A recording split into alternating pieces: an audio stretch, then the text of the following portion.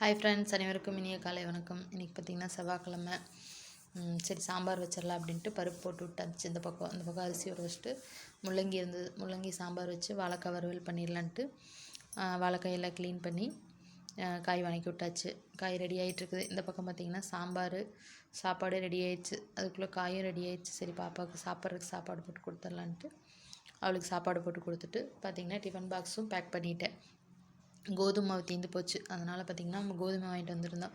அதையெல்லாம் க்ளீன் பண்ணி சரி இன்றைக்கி மாவு அரைச்சிட்டு வந்துடலான்ட்டு அதெல்லாம் க்ளீன் பண்ணிகிட்டு இருந்தேன். ஓகே ஃப்ரெண்ட்ஸ், இன்றைக்கி டைட்டில் பார்த்துருப்பீங்க, யாருக்காக நாம் வாழ்கிறோம். இந்த டவுட் எனக்குமே ரொம்ப நாளாக இருந்துச்சு. யாருக்காக வாழ்கிறோம்? நமக்காக வாழ்கிறோமா, மற்றவங்களுக்காக வாழ்கிறோமா?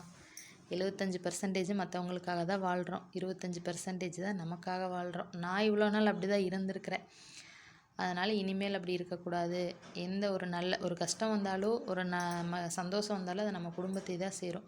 அதனால் நம்ம குடும்பத்துக்காக வாழணும், கடவுளுக்கு பயந்து வாழணும், மனசாட்சிக்கு பயந்து வாழணும். வேறு யாருக்கும் பயந்து வாழணுங்கிறது இல்லை. ஒருத்தர் அதை சொல்லுவாங்க இது சொல்லுவாங்கன்னு நினச்சி நம்ம கவலைப்பட்டு வாழ வேண்டிய அவசியமும் கிடையாது. நம்முடைய வாழ்க்கை நமக்காக மட்டுமே வாழ வேண்டும். ஓகே ஃப்ரெண்ட்ஸ், பாய். பிடிச்சிருந்தால் லைக் பண்ணுங்கள். நெக்ஸ்ட் வீடியோவில் பார்ப்போம்.